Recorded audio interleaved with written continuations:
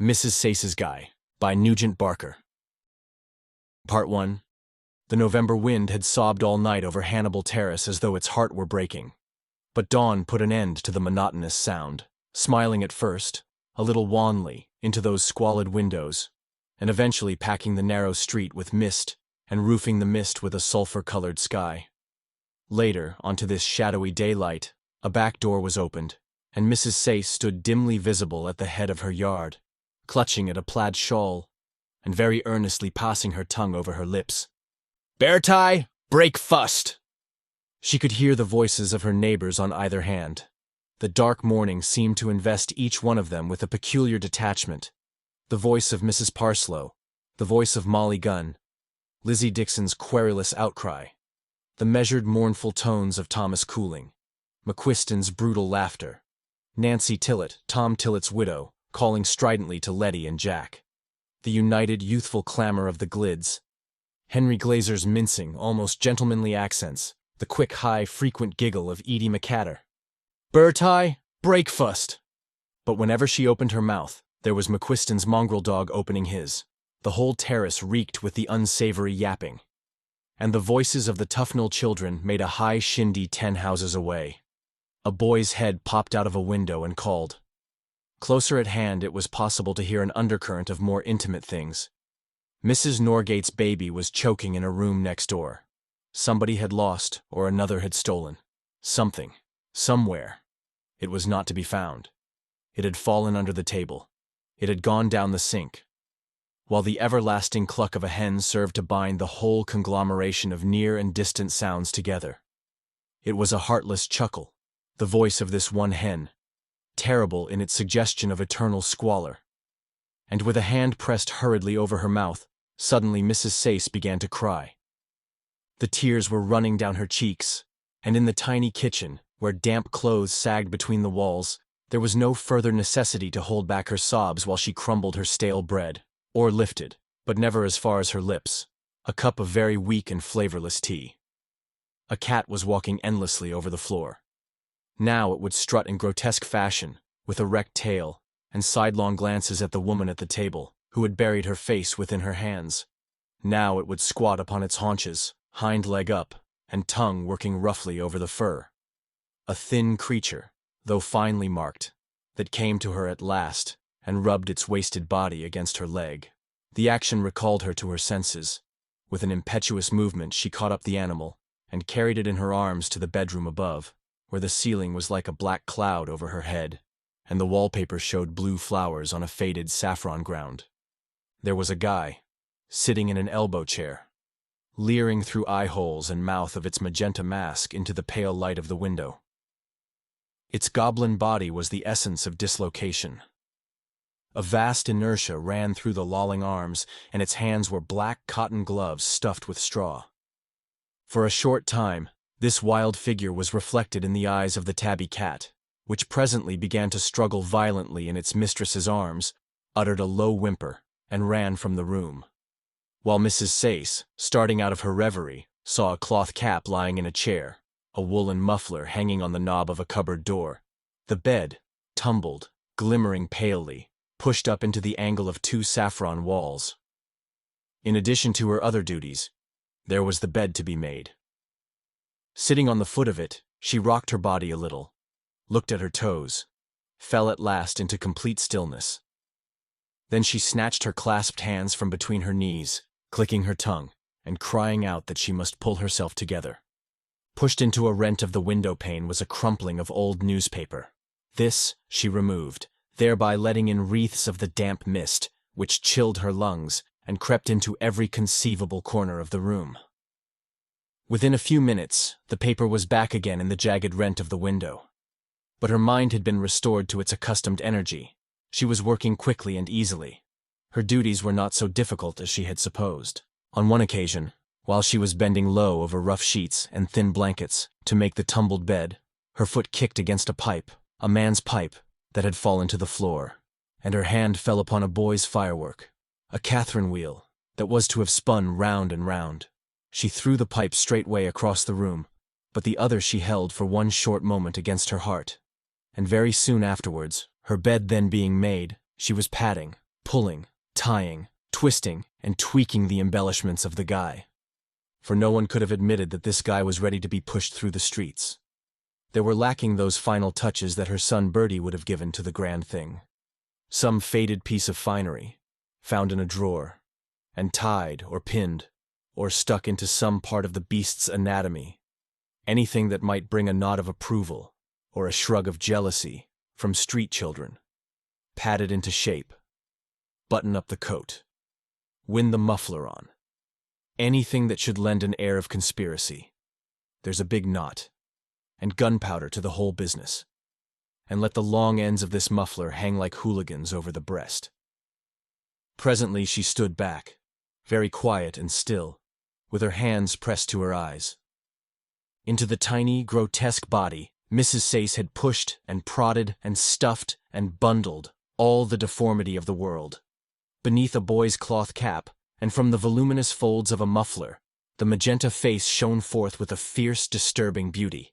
Stark and evil, it seemed to glow with a deeper light than that which was coming through the window, and to nod cunningly with every step of the stair when she carried down her precious burden, and sat it in an old perambulator that was covered with the thick dust of a year.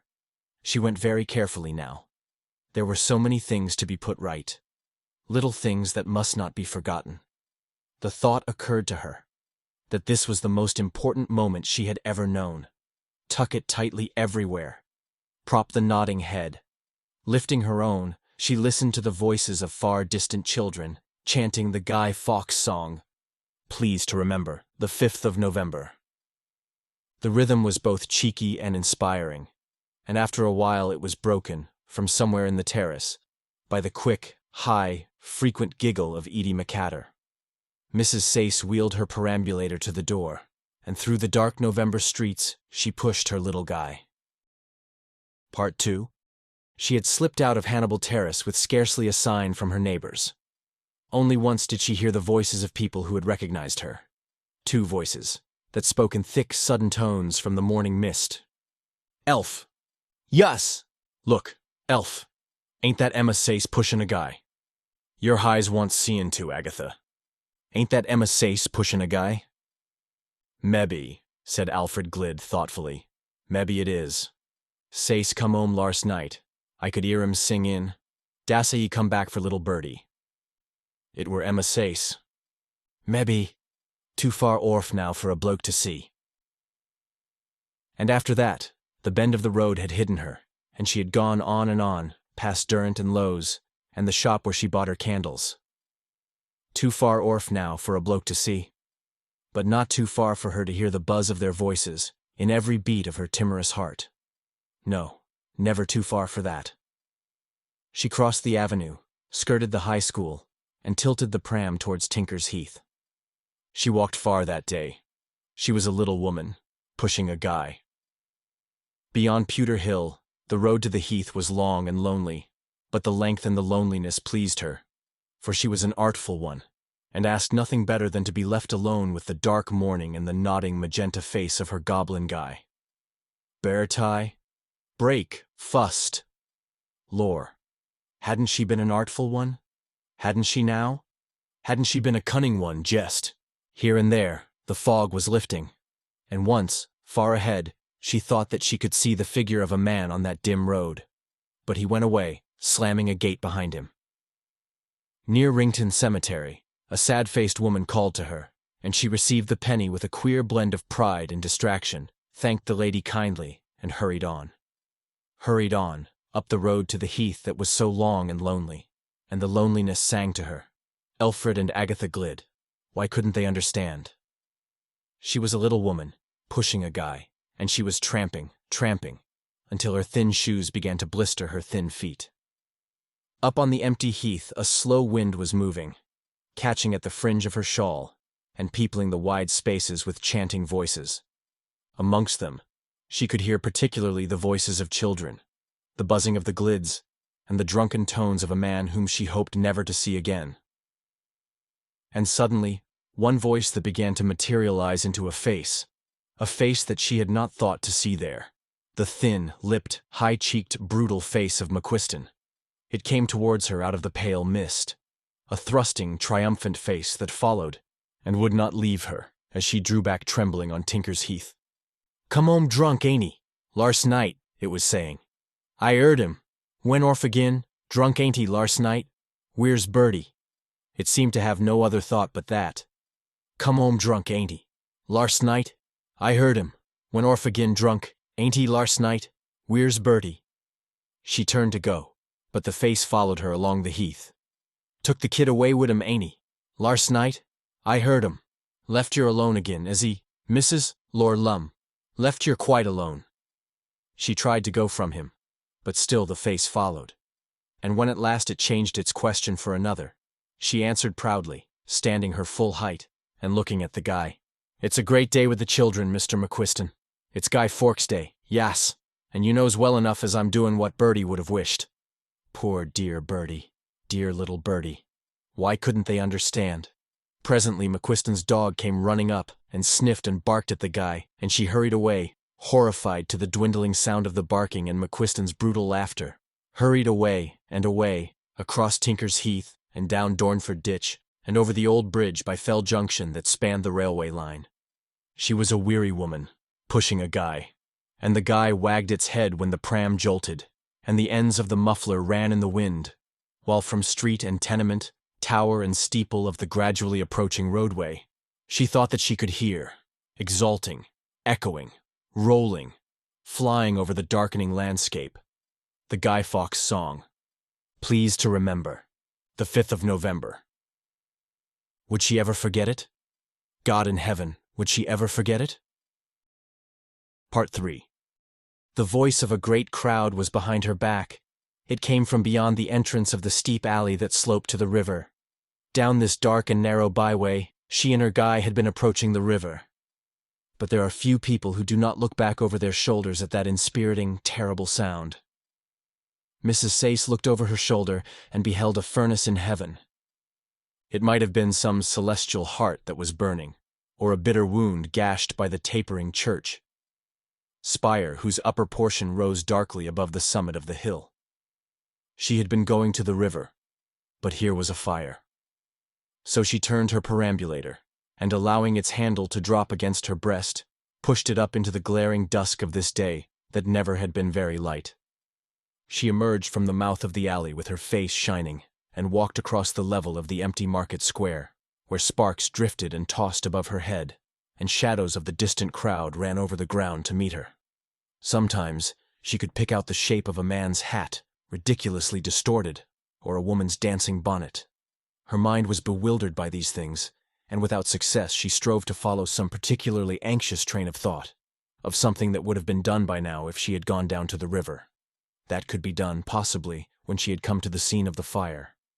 The many units of her thought were like the sparks that tossed above her head, brief visions that came before her eyes and went out and made room for more. When, at last, the people were around her, stretching their reddened, eager faces, she was full of the clearest schemes, and there was no time in which to sort and examine them. Carried along by the hurried course of the crowd, presently she was surrounded by rough-toned, indefinite voices that called 1,000 questions at the corner of the old church of St. Mary. A child pointed, and he and his companion stared ruefully at their own inferior guy. And suddenly she looked on something that was brighter than a vision, and louder than a voice, that whirled his tortured red arms above and before her, and rocked his body to and fro, and cracked his crimson fingers, and threaded them through the house. A burning house. A tall house where the roof and upper windows had already fallen in. It stood upon the corner of a timber yard, and when she turned her head, Mrs. Sayce could see that certain beams, and spars, and scantlings, stacked in the path of falling debris, were burning too. It was a street that rose in a half-circle round the timber yard, as though a staircase were mounting and circling the hall of a house. When she had come to the top of it, Mrs. Sayce found herself in the grand company of children mustering their guys. Clutching at her plaid shawl, she tried to count the goblin creatures that were passing on every hand. The strong glow of the fire seemed to invest each one of them with a peculiar detachment. Guys with pink faces and guys with green. Guys that were yellow and guys that were red. Blue guys, mauve guys, brown guys, violet guys, purple guys, orange guys, black guys and gray guys and snowy guys. Sad guys and happy guys. Artful guys, simple guys, evil and good guys. Guys with fat faces and guys that were thin as a lath. Rich guys and poor guys, and drab guys, and guys that were bright as a blessing, and guys that were grim as a curse. And they seemed to talk and laugh with one another, to hold deep conversation, to nod their masked and portentous faces as the wheels of the perambulators went round. One or two of the bolder children were moving towards the crazy wooden fence that skirted the brink of the yard. Elsewhere, she could hear the hissing of the engines and could see their columns of stiff, glittering water, steady as beams of moonlight, that might as well have battled with the flame of a sunset sky. Near her, two people were talking. The voices were hushed and awed, yet tinged with a kind of shocked enjoyment. From them she learnt that a woman had perished in the fire, whilst her boy had been saved. There, bless her 'ert. Poor innocent kid. Mrs. Sayce tightened her fingers round the handle of the perambulator and began to cry. She was still crying 2 minutes later, standing by the wooden paling, crooking one of her fingers against her teeth. She did not know that she was crying. She knew only that she was so near her goal. What a wonderful finish to her day's journey. Yes, he would have ended it so. Bertie would have come up to this fence, searching for some gap through which he could drop his guy. He would have looked with a child's big gravity on its last goblin hours. He would have joined the solemn procession of guys that marched to the fires of retribution. A fierce light shone above the jagged top of the palings. She looked about her, and already the masked gods of treason were being thrown to the flames. Hollow-eyed and rigid-necked, the goblin aristocrats rode up in their tumbril perambulators and barrows and boxes on wheels, and were hurled as light as straw, and a few old clothes were they, over the wooden fencing and down into the timber yard below. A policeman stood near her, watching the children, but he did not seem to care. He stood near them, and her, and watched. A wind sprang up. A wisp of hair tapped her for a whole minute on the cheek. Then Mrs. Sayce shivered in her shawl. She would go over there, where the crowd was thinner, and the wind, in that sheltered spot, would not ruffle. Did not ruffle the boy's cloth cap or the woolen muffler, or snatch at the mask with its rough fingers, as she stooped gently over the perambulator, and lifted her guy and carried him towards a crimson gap in the wooden fencing. She tried to approach nearer at that spot, but the heat stopped her. Everywhere she could hear the voices of children, the thump of the axes, men calling, and the fire hissing. In the middle of it all, a heavy footstep came, and Mrs. Sayce turned her head. She was unable for a moment to see the policeman with anything but her eyes. When the color of his sharp red face and the stillness of his helmet had reached into her mind, she did not know what to do. She may have been an artful one in her backyard at home, but now all her cunning deserted her, and she did not know what to do. What could she do? She hugged her arms about the guy. But the policeman took it from her, and the policeman lifted it up. He lifted it up, and Bertie's mother cried in her heart. If only his eyes could peep through now. If only Bertie's eyes could peep through the mask and see me, for one last moment, standing here. But there was no one to help her. All her senses were strangely acute. She could see everything very exactly, very crimson in the light of the fire. She could hear the whole world humming, near and far, the clucking of the hen in Hannibal Terrace. Yet everything around her was very still. Everything except this man who was standing before her, whose slight, slow movements were bringing the day to its appointed end. He lifted it up, the little, delusive goblin bundle, that surely was too heavy to be stuffed with straw. "Oh, mister," the policeman muttered. "Lord o' mercy, what a heavy guy." "Mister! Lord o' mercy, what a heavy guy." And as she raised her hands to heaven, he began to take the mask off Mrs. Sayce's guy. The end.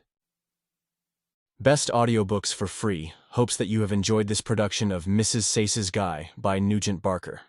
Please subscribe to our channel on YouTube and Rumble, as your subscription is the support we need to create more great free content. Please look to our website at bestaudiobooksforfree.com for a complete list of our audiobooks.